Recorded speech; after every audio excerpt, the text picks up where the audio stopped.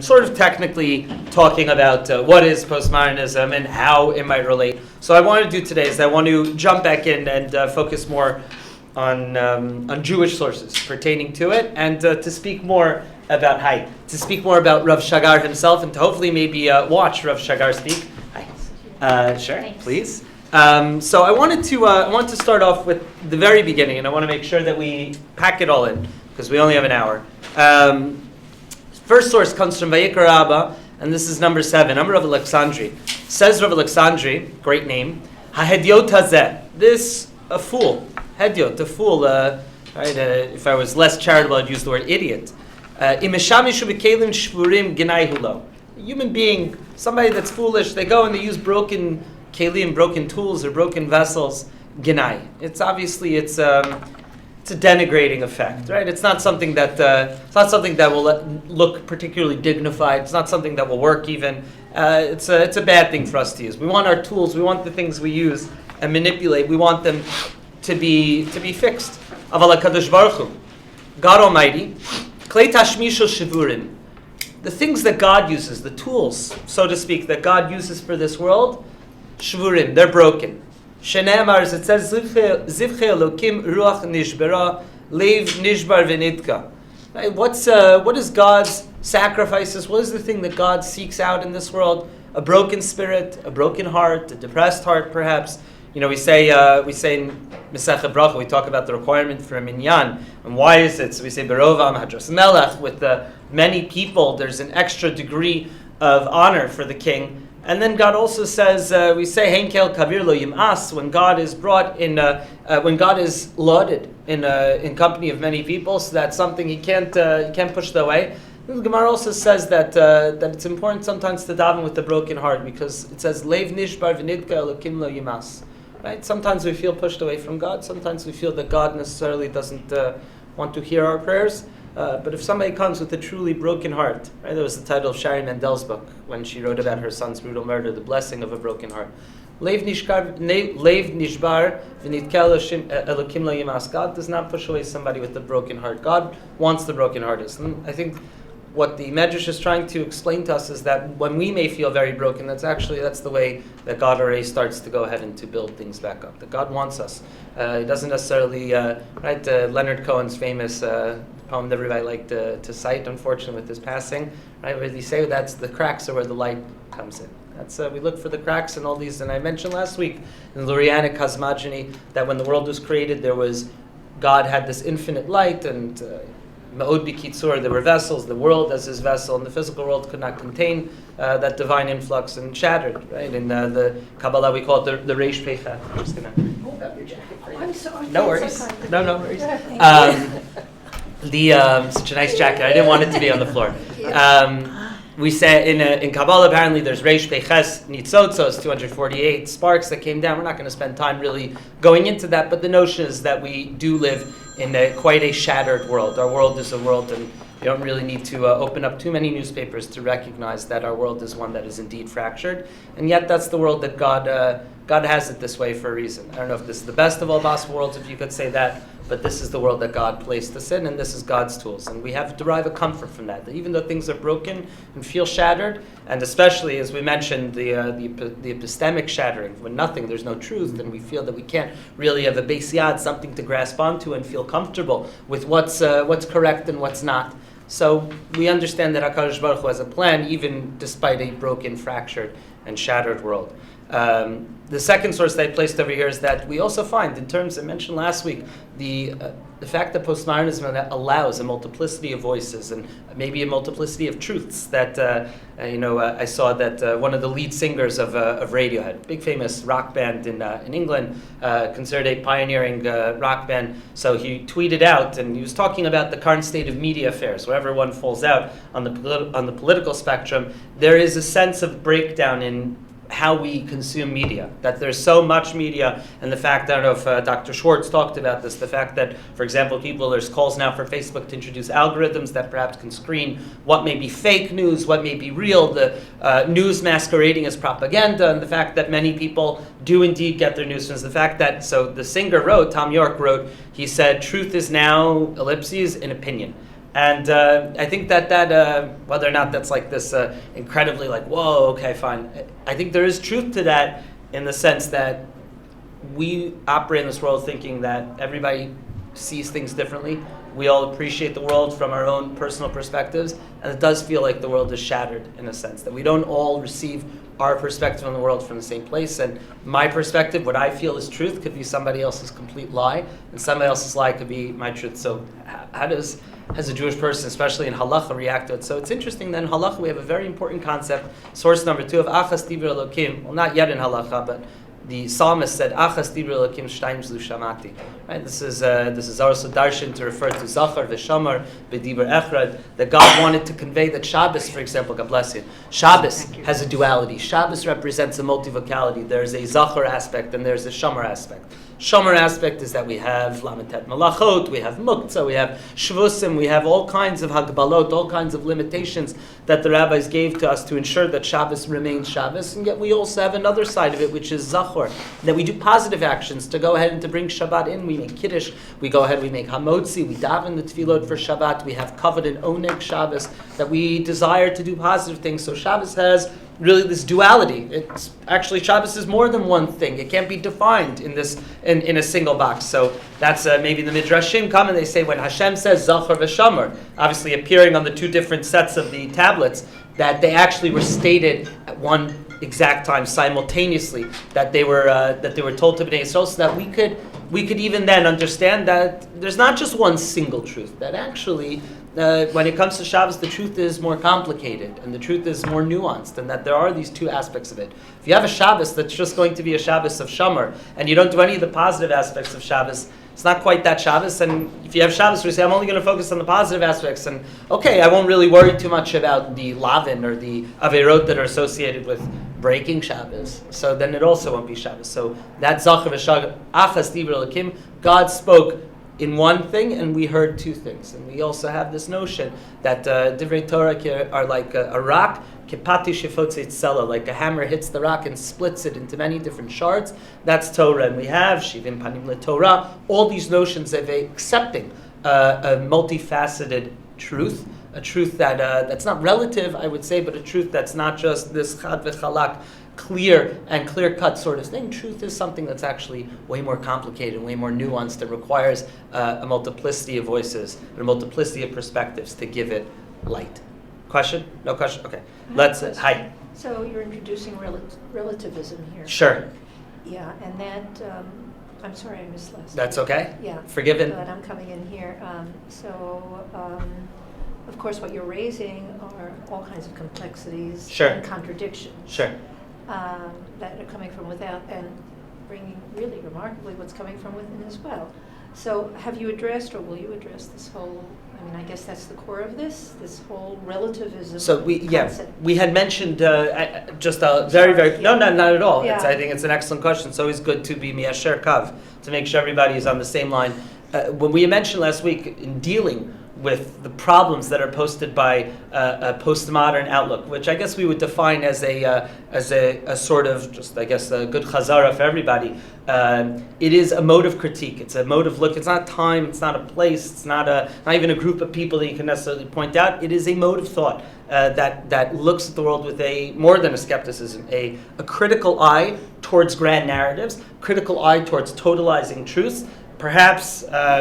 Taken to an extreme, a critical eye towards the concept of truth itself. And one of the hallmarks of that is an appreciation for relativism. I had mentioned that Rav Shagar, who we're going to talk about in a second, opens up he had opened up one of his Sfarim talking about our own customs and customs in other religions which we might condemn as barbaric or backwards, and how do we get the right necessarily to do that? A rabbi that addresses these questions, I think, is extremely valuable and important to those of us that do live in a world where we may feel, not saying that everybody feels this way, but we look at the world with this sort of a critique, or we consume pop culture and art, as we mentioned last week, with this sort of a skepticism, which could be dizzying, and moral relativism can for sure be dizzying. I want to talk about that a little bit as we progress, but I wanted to show that part of the modes of thought that we're talking about over here, this multiplicity of points of view, a truth that's fractured and has many different facets, is already given lie to in Judaic sources. Absolutely. Hi. if we have this problem with truth, what about justice? How do we deal with justice? Do you mind elaborating a little bit? Because I feel like I'm not really... That is, what is just? I mean, if there are many aspects to truth, Right. and you can see things from different points of view, how do you know when you've handed out justice in a legal system or even personal relations? Right, so if I would introduce these concepts into a legal system, of course we would run into tremendous problems, because I can't imagine you have somebody on trial for a murder, and his argument is how are you? I mean, we do actually see this. I think in the trial of Zacharias Moussaoui, the 21st hijacker, right? Or trying to remember who it was. There was a famous terrorism trial where the terrorist representing himself said, "I actually don't recognize your system of laws. Right? I don't submit to anything that you. I think that my act is a manifestly just act. Right? My act of terrorism or freedom finding is right. So if we introduce this into if this creeps into our system of laws or the way we see things, it is quite problematic. I guess from a Jewish perspective, maybe we can be mechalik between modes of thought in general in the machshava realm. I guess we're dealing mostly in the realm of thought and theory, and halacha does not submit necessarily towards halacha, even though we're going to say in source number 3, Elu ve'elu divrei Elokim chayim, even though we do accept that there are more than one truth, right?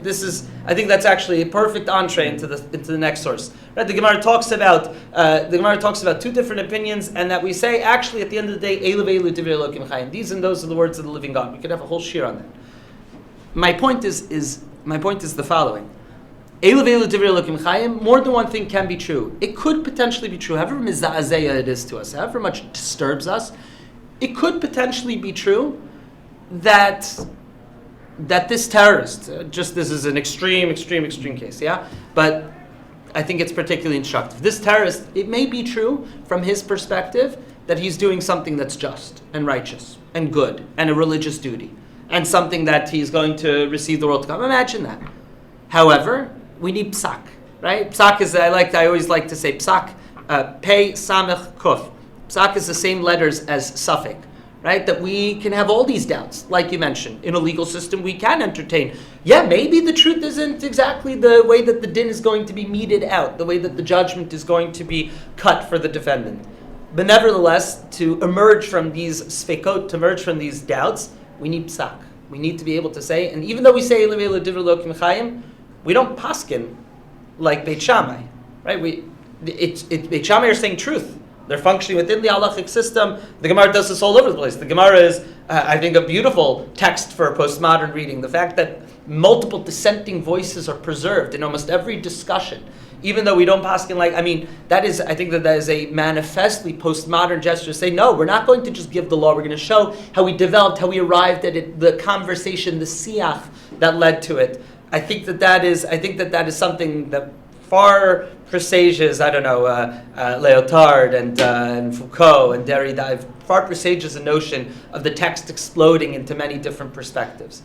The foundation of community also is a set of laws that you have to accept, even if you don't believe them. But that's really the foundation, whether you agree with them or not, or there's always going to be someone who said, that's not my truth. But if you want to be part of this community and operate in this community or this country, you have to take it. And even, you could transfer this to Jewish law, Naaseh v'Nishma. You don't understand it, but that's our law. So that's a very good parshanut. I really like that, and I would say that as much as individualism, and we're going to talk a little bit about practical hallmarks of postmodernism in Judaism, but one of the hallmarks that's been seen is the more that personal truth is emphasized, and the more that choice and identification becomes a matter of the personal, individualism is something. That's the byword of our of the time we live in. Be an individual, personal brands, stuff like that. Right? We'll hear Rav Shagar in a second make a joke about that actually, but people are free to self-determine. That idea, I think part of the answer of religion to that is to say you can identify as an individual all you want, but there do have to be, if you want to be meshayech yourself to something larger, there do need to be norms And the norms that we follow usually are the halacha. I don't want to get into a whole discussion really of like practical observance of halacha versus whether or not you buy in philosophically to the system, orthopraxis, but and social orthodoxy, which are also big buzzwords. We could talk about that another time. But definitely in halacha, even though we say that there are multiple truths, even though they're the words of the living God, we do need a psak. We do come down and we say, listen, as much as there's beautiful truth here, Agav, there's opinions in the Gemara that weren't accepted as truth. There are things that are straight up wrong. I think even again, it's hard to say as a pure postmodern statement, but there are opinions that are manifestly wrong and unjust and immoral. The question of how we arrive at our morality is a philosophical question way beyond the purview of this year. But that's Elu Elu Divrei Elokim Chaim, I think is primarily a halachic statement. Source number 4, and I think, and this is the hope for everything, this comes from, if you daven Nusach Sfard on Shabbos, you get to say this instead of Bama Matlikin. That's how I grew up. So we say, Ki Gavna, the Zohar says, Ki Gavna D'inu Mesyachtim B'razat Echad. We do have a notion of all these different points of view, all these different things, the Zachar and the Shamar, and the Elu Ve'elu, all these different things coming together, and that's Ki Gavna, that says all the Gvanim, all the different colors or varieties or types or spices of life, D'inu Metyachadim, that they all come together, B'razat Echad, the secret of unity. Right? This is that we understand that with God, everything is one. With God, everything is comes together. And I think perhaps that this may underline much of the efforts of Rav Shagar to take these shattered pieces in his teaching and to arrive at some sort of a unity. Time is permitting. Would you guys like to hear Rav Shagar speak? Yeah, sure. Yeah, would that be something cool? I'm gonna show you. This comes from an interview with Dr. Dov Elboim, who I believe is a professor at Hebrew University. Dov Elboim is an interesting individual. He runs a show called Mekablim Shabbat. Mekablim Shabbat, he takes in, this could only happen in Israel, he takes in all kinds of artists, intellectuals, scientists, rabbis even, and he brings them in to talk about a parsha that's germane to their area of interest and research, and they talk about it. He was also, he also had this, he had this show called Chutzah Yisrael, where he would interview different personalities in Israeli society. So this comes from an interview with Rav Shagar. I just want to show you guys the first couple of minutes. I'll pause to translate as we move along, but I think just a really cool insight, just to hear Rav Shagar speak and to see the way, before we speak about him. So I'm just going to pause as we move along. They could certainly update their intro graphics, that's for sure. So that's Dov Elboim. שלום לך, הרב שגר, ראש ישיבת שיח באפרת. יש לי שתי שאלות אליך לפני שאנחנו מתחילים ממש שיח על שום מה. So he says, I have Rav Shagar as the Rosh Yeshiva of Yeshivat Siach. That was the final institution that Rav Shagar reached in his life, together with his chavruta, with Rav Yair Dreyfus, Yibadel L'chaim, and Elboim asks him, he says, what is this word siach? Why are you calling your yeshiva conversation? Why is that the name of your yeshiva? שיח, יש כמה מובנים, אבל... מה מדברים? כן, לדבר. ישיבה נועדה כדי ליצור שיחה בין האנשים. באמת, זה אחד הדברים שמאפיינים את הישיבה שבראשה אתה עומד. So he says, siach comes from conversation. The goal of the yeshiva, so it's an amazing thing, because we're used to yeshivas Torah's Emes, and yeshivas Torah's Tamima, and yeshivas Torah's Moshe, everything. I think that there's an educational move in calling the yeshiva Yeshivat Siach. Shagar says the goal first and foremost is to start a dialogue, to start a conversation amongst those who are within, circumscribed within the walls, Kotlei Beit HaMidrash, but that the learning should be a learning of dialogue, a learning of development. Siach represents a sort of progression of ideas. השיחה, הדיאלוג, כן, הרצון באמת שתיווצר שיחה ממשית, כנה, בין המורים לתלמידים, בין המורים לבין עצמם. A real serious conversation between the teachers and their students, between the teachers and themselves. I would have a little plug for SAR. When our Talmud faculty gets together, actually what we do, I think it's amazing, we just started last year, break up into two groups. Instead of speaking exactly about what we teach in class and best practices, we actually go, before that we learn together, and we discuss how a sugya would develop in a classroom, and it's just this amazing, fruitful dialogue, which even though it's not directly connected to our classroom practice, I think it's exactly what Rav Shagar is talking about over here. I don't know if Rabbi Hartzark was intentional with deciding to do it this way, but it's exactly what he's talking about, a dialogue between teachers and students, and a dialogue between teachers and themselves. I don't know if you picked up on that, but usually in education, we don't really talk too much about a dialogue between teachers and students. The teacher says something. Here we do the grand conversation. But I think that's I would say a typically Shagarian gesture. This siach, right? The fact is that over here, part of our culture is encouraging students to learn how to dialogue, not as teacher as manchit, not the teacher as placing something down. Here's the emet, here's the truth. Rather, it's something we want to forge. I see myself as a successful teacher when a conversation is developed from the material, not when the material is just okay. We got it, and we're ready to take a test on it. That's I think what Rav Shagar is talking about. רצון ככה באמת לפתוח דברים ולנהל שיחות מבפנים, כמו שאומרים. והרב שגר, מה זה? זה ראשי תיבות? מה זה? שגר זאת הלצה של חבר מהישיבה התיכונית, טובה תיק של הטלית שלי רשום את ראשי התיבות שגר. מה, שין גימל ר' שמה זה? שמעון גרשון רוזנברג. He says, what is this Shagar? So it stands for Shimon Gershon Rosenberg. Now, remember I told you about personal branding? Listen to this joke. שמעון גרשון רוזנברג. אוקיי. אז הוא התחיל להדביק לי את הכינוי. התחילו החבר'ה לקרוא לך שגר? כן. זה היה מצחיק. בשלב מסוים, בהתחלה זאת הייתה הלצה, אבל עכשיו זה כבר סמל מסחרי. He says in the beginning it was a joke, now it's like my trademark. Now it's my brand. It's to see him smile, I think is just, I don't think, I never knew Rav Shagar, but from what I've heard from Talmidim, smile from Shagar was something very, very special, very, very serious, because this was a person that was serious. Part of a movie, maybe I'll send out, that Dr. Alan Brill had put out, a part of the movie they put out talks about Rav Shagar being saved from the tank, and Rav Meidan talking about Rav Shagar being totally burnt. I mean, it's a person that we'll see lived al Safa Maves, that lived with that darkness his entire life. What's that? He died of pancreatic cancer. I don't know if you saw. Unfortunately, if you want to look over here, Rav Shagar Rayon Acharon. This is you see he's already quite ill. This is about 2-3 years after this interview. Unfortunately, this is where Am Yisrael is left. But Baruch Hashem, Rav Shagar. Part of the video, his wife goes and shows thousands of notebooks and writings that he had left over. So at least we have his writings. I just want to read a little bit about Rav Shagar, somebody that, again, why is it so important to me to say who he is? Because this is a Torah thinker, somebody completely steeped in traditional learning, but who managed to forge a conversation with the difficulties and the confusion that we've presented in the last year and that we gave mention to today. Here's an interview from Yediot Achronot from a few years ago from Rav Menachem Chai Froman.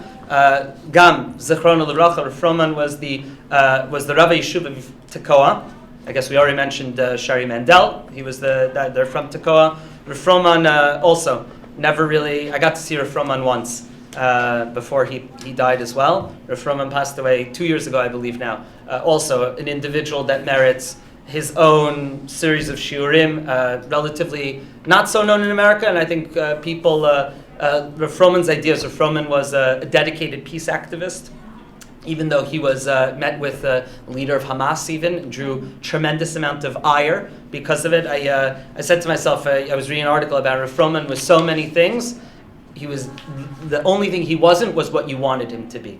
The only person Froman cared about was God, and of course, Rav Froman and Rav Shagar were closely involved in many of their educational activities. Actually, there was a yeshiva that was opened up, still exists nowadays in Tekoa, called Yeshivat Shefa.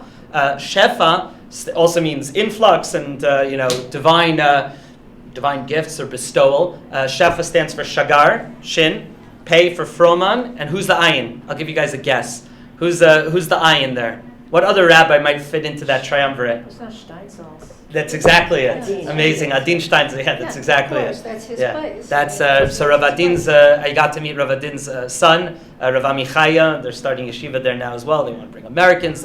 Amazing people. Chad lechad. But actually, Yeshivat Shefa. Listen to what Rav Froman says about his friend and partner in much of his life's work. Rav Shagar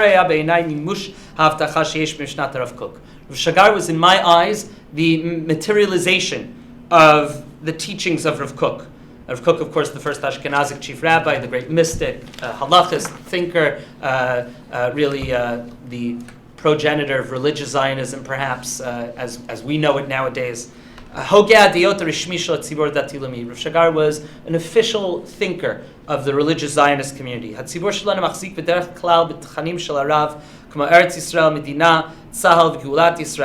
community uses the same words that Rav Shagar talks about. Eretz Yisrael, country, Tzahal, Geulat Yisrael, the redemption of the Jewish people. But the inner core of Rav Kook's teachings, it's to take the religious world, which sometimes, especially I would think in teaching teenagers, it's seen a lot, and with adults as well, I think just as much.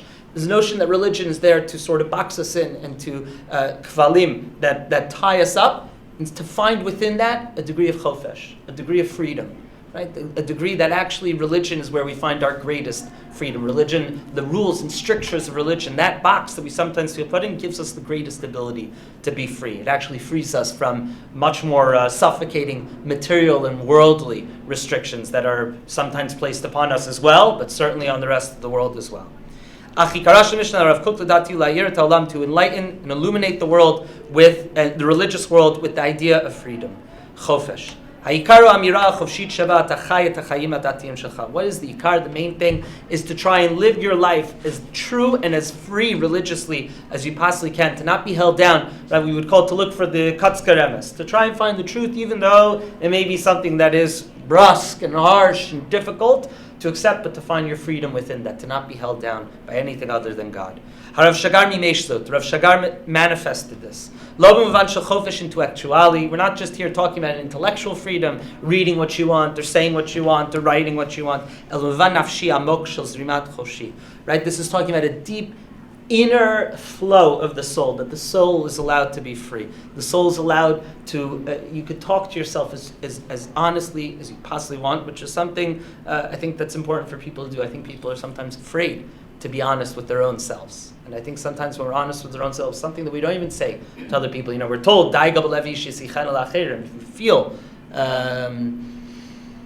if you feel doubts, or if you feel inner suffering, so the good thing is to throw it onto other people. Or alternatively, throw it onto God, and God will take care of it.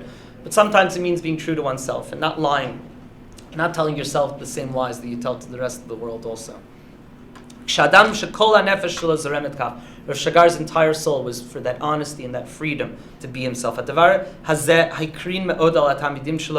Shagar radiated this to his students.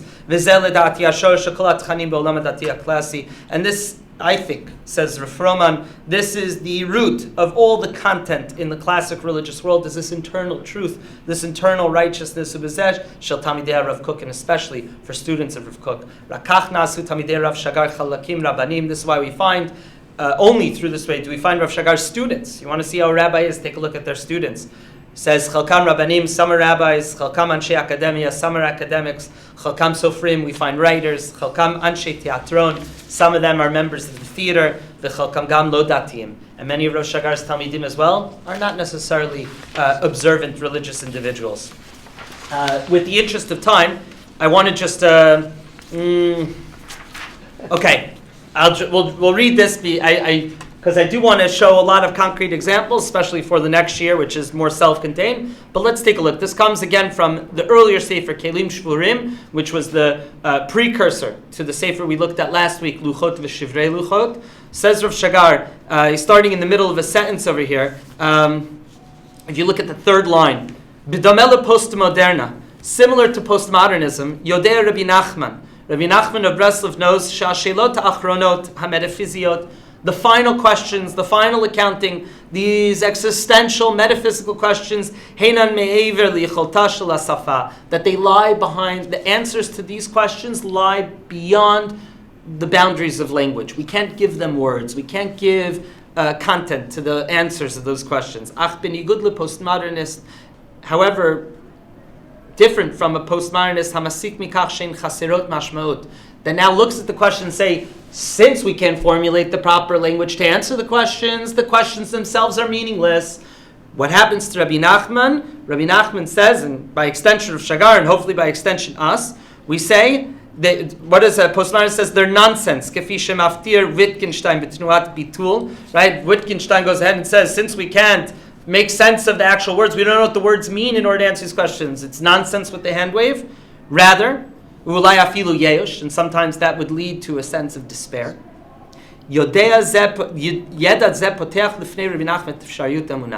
This knowledge that we can't necessarily answer these questions, right? Remember, the answer to the metaphysical questions can be an answer that's shlili, that's a negative answer for the religious individual, right? It's not always going to be a positive answer or a comforting answer. But the notion that we can't find, that our language doesn't give us the tools with which to answer the questions perfectly, so Rav Shagar sees Rabbi Nachman saying that this is an opening to believe.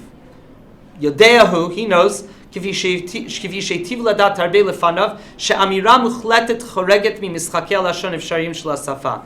To say something chad v'chalak, to say something absolutely true, is against the rules of language. It's against the game that we play. You can't say something. There's always going to be a loophole. There's always going to be something that is not accounted for. Language cannot account for every single thing that we see. That's kind of like how you come to appreciate poetry. You find writers shaving away words and trying to find the exact word. The poet tries to find, how do I describe this table? How do I describe, how I could talk about this ochre brown with shades of white where the light falls and as it's filtered in, but my language is never going to give lie to the reality. I can't fully describe. And if you try to actually go ahead and describe what you feel internally, it will take many, many hours and many, many billing hours with maybe somebody on a couch to try and say what exactly you feel internally. It's difficult. It's maybe impossible. But this is seen as an opening. We know that words aren't the final answer. Achashtika, silence. Silence is also a possibility, not less than speech. We're only able to find true meaning. We're only able to find the truth, capital T truth, in a situation or in a sviva, in a context that we first and foremost look at as meaningless, as something that we're cast adrift. Maybe that's the world that we find ourselves in, and that's the search. Our search for meaning, man's search for meaning, begins in that meaningless, that rudderless world where we feel adrift. Ein le'elokim tachlit sofit muchletet zenimtzat rak betoch ha'olam achrei shnivra olam v'lo michutz lo kava Rambam. The Rambam told us that we can't understand in this world what is the end. But we can't truly understand God in this world. God remains me'aver. God remains beyond the rules of this world. God may be what our goal for this.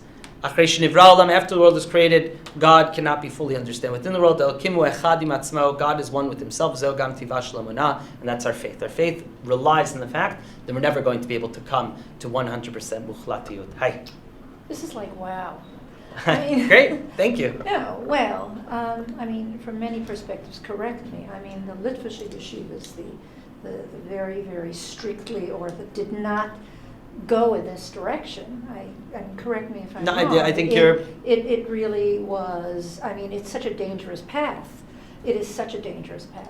So Rav Shagar is speaking to a problem as he sees it. He's speaking to a society where he does see these effects starting to go in. Israeli society is a society that especially all the hyphens in Israeli society, all the different. We talked last week about how many different ways you could find yourself fitting into Israeli society, and the fact that it's a society that's so much under constant flux. I think amongst youth and amongst the people Rav Shagar taught, he was addressing something. Now, part of what I also want to say though is that partially by showing the sources before, we talked about ways of drush and the ways that Chazal misread in order to understand psukim and in order to darshan. That part of that we're especially well equipped with the Torah tradition to deal with these kinds of word games and questions of meaning. Meaning, we already have the DNA. I would say the learning that tells us that this kind of a hermeneutic, a postmodern hermeneutic, is something that we really can engage in. And I would argue that even if you go into these,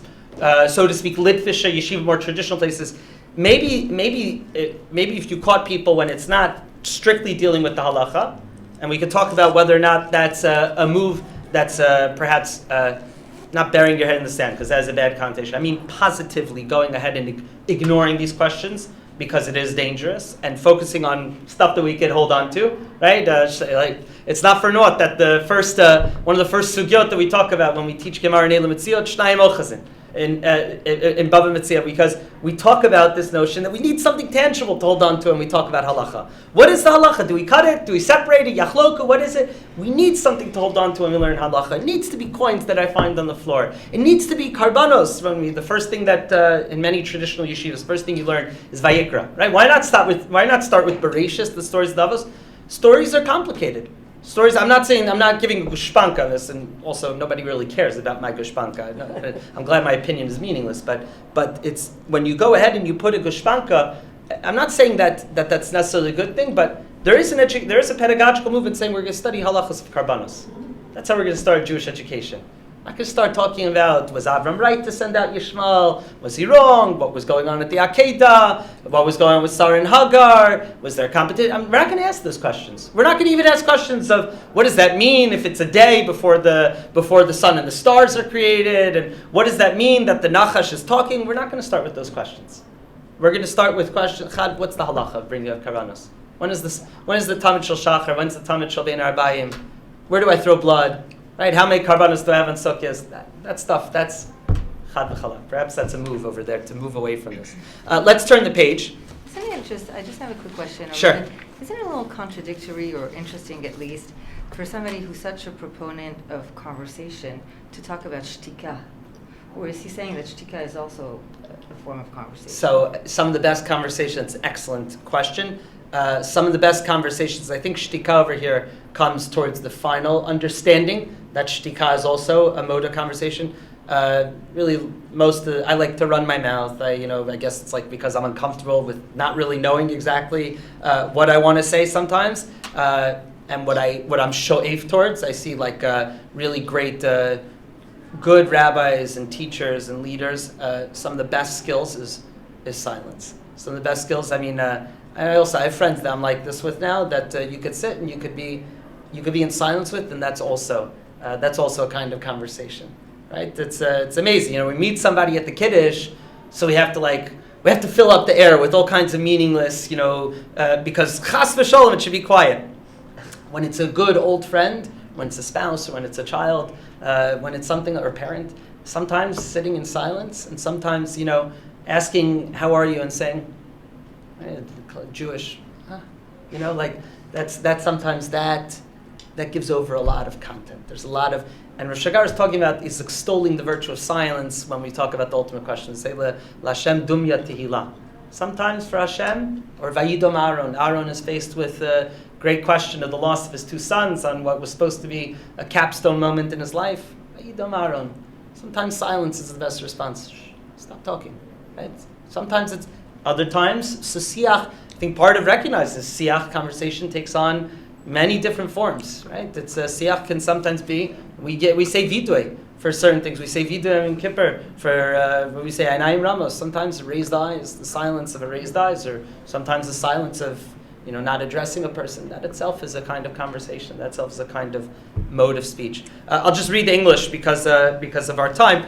So we're talking about this void. We're talking about this cleared space of all these big truths, that void being the place where our faith can be rebuilt anew, where a language for faith can be rebuilt. Rav Shagar is a series of 3 essays using Wittgenstein and the Admor HaZaken, the first rabbi of Chabad, Rosh Neir Zalman Liadi, and he talks about trying to find words, amirot muchlatot. That's if you think about the Tetragrammaton, Hashem's name, that we really is ineffable, that we don't say. What's amazing about it is if you think about it, if you dwell on it, it actually tries to, the word itself defies rules of grammar, right? It operates, I'm not going to pronounce it, but Yod Ke Vav Ke occupies tenses of past, present, and future at the same time.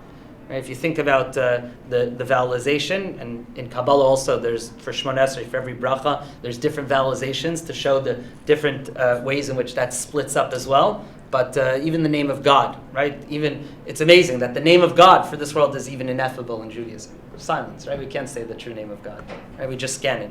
So let's take a look in this manner. Just one question. Were these Shagar is right by this. Were they schooled in secular, formal? Did they go to university? So the question, were they or self-taught or? Very good. Rav Shagar was primarily an autodidact when it came to postmodernist texts. Part of the critique of Rav Shagar's postmodernism, and it's okay to say this, there's a Hakdama to Luchot v'Shivrei Luchot that says that basically Rav Shagar's definition of postmodernism is a very postmodernist definition, that it's one that services the boundaries of the conversation Rav Shagar wants to have, and tailor-made towards his siach with Jewish sources and Israeli society. Rav Shagar did not receive a formal training in it, and he read most of these texts. He read Leotard in translation, read Foucault in translation. Nowadays there's many more translations of these texts, so that's something also important. If you go back before Rav Shagar, Rav Kook as well, there's a really wonderful article by Professor Dr. Yonatan Garb, which you can find. I think the free text is available. It talks about alien culture in the circle of Rav Kook. And in that essay, it talks about the question of what was Rav Kook's secular learning. Because Rav Kook will make, I think he mentioned Spinoza. There's a covert reference to Schopenhauer throughout much of Rav Kook's, to Nietzsche. I think is not mentioned by name, but is also referenced in Rav Kook's writings. Question is how much of that do they know? A better question, not a better question, but a companion question would be like, how much does that matter, really? Right. But they were not, Rav Shagar did not have a university training in this, and that's the only critique in terms of the looseness of some of the terms. And I'm being madgin that for us, because I don't have any formal training in philosophy or in I went to Smicha. That's it's not what we learned there, but that's also a slippage of exactly how do we define it. I think what's so cute about that is, as I watched a little bit of the shir last week, we're talking about postmodernism, such a voguish term, and it's like it conjures up all these things. God bless you. So I imagine like somebody that's actually smart watching it and saying, he doesn't know what postmodernism is. The truth is, if you go into the academy, the term itself is under so much. Where do we even draw the line between modern and postmodern? One person's modern is another person's post. It's language, it's word games. The idea is to try and move past that and to try and say, okay, here's the idea, here's the matzav, here's what postmodernism does to our society, here's what it does to our art, as we showed last week, here's what it does to our pop culture, here's what it does to our Torah, to our sense of religion, our sense of truth. Now, how do we deal with that? That's the question we're looking at. I think that's a question where Torah and a rabbi like Rav Shagar can certainly jump in. I didn't, just to qualify, I didn't mean it as a not at all. test of legitimacy. On the contrary, yeah. I think it's a very quite important, remarkable. You can also say that you're placed within the confines of the academia if you accept so many of these giants. On the contrary, I think it's remarkable. Yeah, surely Rav Shagar's learning was of an autodidactic nature. So then let's read the English on page 9. The name was Garb? Yonatan Garb, Jonathan Garb. Yeah, I think I believe the full text of the article. Maybe if Josh reminds me, we could add this perhaps to the description and I could put a link for the article there. I should probably put links for many of the things I mentioned, but that article is certainly good. Talks about the extent of Rav Kook's secular learning. There's a speculation of Rav Kook's knowledge of these great philosophers of the 19th and 20th century was from really Yiddish and Hebrew newspapers that were disseminated around in Eretz Yisrael, and beforehand that was Rav Kook's exposure. That's a fascinating question in its own right. Where does the knowledge come from? In this manner, we can now read the following words of Rav Kook. Why does deconstruction occur? Why do we have a shattering of the marachot, the breaking down of systems? Because divinity gives according to its unlimited power. God is unlimited and infinite, and the receiver, we, are limited. We can only receive so much. Therefore, the good bestowed is limited. When God tries to bestow good upon us, when we come in contact with the divine, which is, let's say, inherently good, when we come in contact with it, right, it's like we can't connect. Mate velo mate. We arrive, but we never arrive, because it's like two magnets. It's positive and a negative. We're the negative. We can never receive it fully. And unable to receive all the good bestowed, lest they burst and shatter. And therefore, we say sometimes, I've heard people talk about feeling at moments of pure ecstasy, right? I feel like I'm going out of my kalim, right? We sometimes talk about out-of-body experiences, that we receive so much that we can't speak, we can't even express how we're feeling. So we say, therefore, the receiver strives all it can, we strive all we can to return to its root place in which we can receive in an unlimited sense. We want to receive unlimitedly. We want to have an unmediated dialogue with God, an interface with God, but it's very difficult in this world, impossible, to join with the Creator on the level of wholeness. This is what we refer to as dveikut. We try and connect to God, but God's good is too much for us to handle. Right? Ashir Hashem ki gamal alai, ma ashir Hashem kol tag maloi alai, kosi shuot esav Hashem Hashem ekra. The cup that we go to receive God's, that cup kosi rivaya. Right? My cup overflows. Our cup overflows. The logic behind the transition between postmodernism to mysticism is simple. It is actually a small epistemological shift from a pluralistic point of view with word games in which no truth is discerned to a point of view of unio mystica that declares that all is truth and all is within God and that no venue is free of God. What that means is the following. And this is people say, so what's the answer? So we find, why is it so? The fact that Rav Shagar's other major project was introducing the works of Hasidut and the works of Kabbalah to an Israeli public, to the yeshivot there, the fact that he does that is ole bekaneh echad. It goes together. Hasidut, which if you read any, and Hasidut is very difficult for people to read sometimes, very, very difficult for rational people, I think sometimes, not as denigration, Chas Shalom. It's very difficult to read a pasuk and to see the words changed in so many different ways, and the words, right, I read something that Yetzer, right, the word for inclination, right? We Yetzer Hara and Yetzer Tov. So Yetzer, here's a Hasidic drush on this. Yetzer is Yud Tsar. It could actually be broken up. A Yud Tsar. Yud is God. Yud is 10. The 10 dibrot that God gave to us. The 10 ma'amarot that God created the world with. Yud is the reference to the Yechidah, the first letter of the Tetragrammaton. So Yud Tsar, when I have a Yetzer, whether it's for good or for bad, it means that my world is smaller. When I'm controlled by my desires, my Yetzirah, my world becomes small, and I fail to consider the whole picture. That is, I would say, a miduplam Hasidic reading of that word Yetzer, and it happens all throughout Hasidic Sfarim. In fact, Rabbi Nachman of Rav Shagar taught very, very often, perhaps the thinker besides Rav Kook he spoke about most.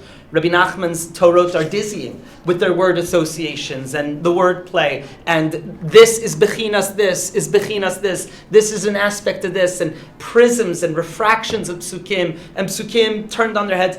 It becomes, that's very difficult not only to follow and to make sense. You got to know what all the psukim are, you got to know what the context is. But that represents, for Shagar at least, a postmodern kind of drush, and even though it's coming way before. And this is part of the DNA of Hasidut. And Rav Shagar says if we introduce that, we introduce mysticism. And of course, the great message of Jewish mysticism is that everything comes together in one, unio mystica, right? The unio mystica is the fancy sholem word for dveikut, right? For being at one with God. Everything is with. This could also run into major problems, right? We could say if everything is good, then even my sins are good, and I could become a Shabtai Tzvi, and Mashiach is here.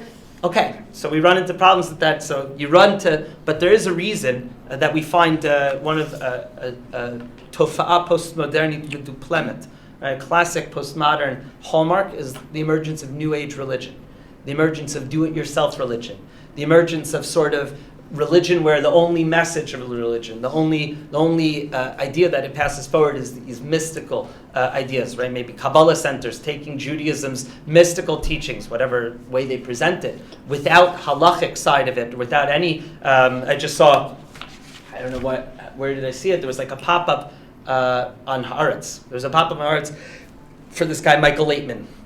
Michael Laitman is, I guess, a student of Rav Baruch Ashlag, who was a Kabbalist, the son of the Bala Sulam, who is not a Shomer Torah Mitzvot, has no fealty to halacha whatsoever, but Zohar becomes the true religion. Zohar is actually the core, and the halacha is just the garments for it. You see, that is a movement away. In a fractured world, I'm looking for that unity. I'm looking for the answer where everything comes together as one.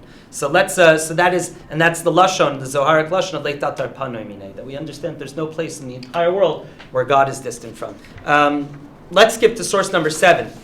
How does this practically manifest all of these things? So how does postmodernism and how do these questions find their way, creep their way into our world? So there was a panel discussion at Bar Ilan University entitled Religious Zionists and the Rabbinate in a Postmodern Age. That was the title of the conference, and this is after the death of Rav Shagar. And Rav Yuval Sherlo, everybody heard of Rav Yuval Sherlo, the Rosh Yeshiva at Yeshiva Hasidic Kfar Batya, I believe. Rav Yuval Sherlo, one of the leading lights of, more left, excuse me for all the labels, the more left-leaning religious Zionist modern Orthodoxy. Modern Orthodox and religious Zionists are obviously not synonyms, but and again, on a continuum as well. It's important to distinguish between these terms. Rav Yuval Sherlo is a modern Orthodox religious Zionist and one of the leading Rabbanim of it. He just had a sefer published on Darchei Noam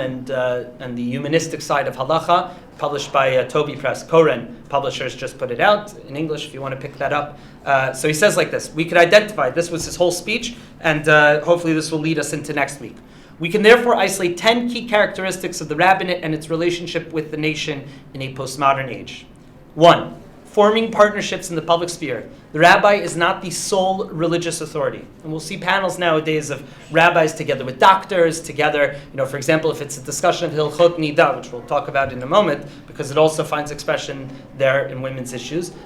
You'll find the rabbi speaking with a female OBGYN, speaking together with a psychologist, or you'll find maybe the rabbi won't be on the panel at all, or you'll find that the Beit Midrash will have those voices brought into it. So the rabbi is not the sole religious authority, and people turn to many people. In fact, maybe you'll have a rabbi, but you also have a chazan. That's the person that people find connection with. That's not new, but the notion is that the rabbi is not the sole locus for our religious authority in our religious sense. Recognition that there are options in halacha. Right? We do recognize that for many of us, distinguishing between a legitimate option and a non-legitimate option, many people are not forced. You're not going to be kicked out of your community if you choose a different halachic option. If you choose, it could be something small. Am I going to do quinoa on Pesach this year or not? But recognizing that halacha is not something that becomes uniform for an entire community. 3, dialogical psak. I'll find many times when people ask me something, that it becomes a conversation, right? In fact, when you're talking to somebody, you want to know the totality of the questioner, which is always a good idea, but it becomes part of a conversation. How do you feel about this? There's one halachic answer, right? You're going to give them a psak, and it's up to them to choose to have it. I can't force anybody. But it becomes let's sit and let's talk about this, rather than just saying, this is halacha and that's it. We have rabbis operating outside rabbinic frameworks as rabbis. Right? We find rabbis in politics nowadays. Which is also not new, but you find rabbis that maybe being a rabbi is not their only job. They're rabbis and social workers. They're rabbis and psychologists. They're rabbis and all kinds of different things. 5, the usage of technology. Informing, deciding, and disseminating halacha, the introduction of technology into the halachic process. That's not to say that we go ahead and we test material science to find out if a pot is boleya.